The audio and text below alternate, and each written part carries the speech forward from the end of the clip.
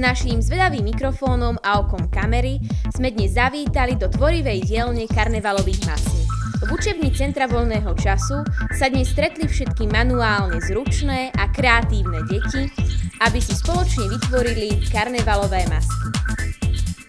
Hlavnou organizátorkou tejto tvorivej dielne pre deti je pani Kačmárová, ktorá podobné aktivity na rôzne zaujímavé témy pripravuje pravidelne a máme pre ňu pripravených niekoľko otázok.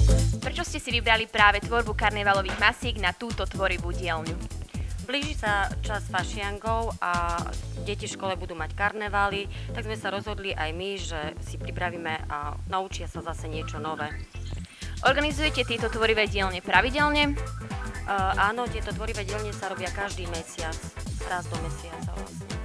Koľko detí sa zúčastnilo napríklad tejto tvorivej dielne? Tejto dielne sa zúčastnilo 10 detí. Kde ste čerpali námety pre vami vytvorené masky? Tieto námety čerpáme z rôznych kníh, internetu, z časopisov. Budú masky niekde vystavené, prípadne budú použité na karnevaloch?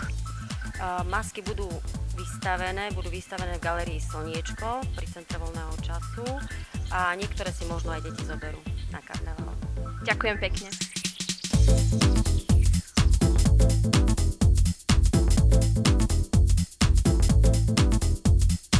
V tvorivej dielne sa zúčastnili aj mamičky s deťmi, aby si vyskúšali svoje šikovné ruky a kreatívne nápady. Spolu so svojimi ratolesťami strávili príjemné popoludnie tvorbou karnevalových masiek.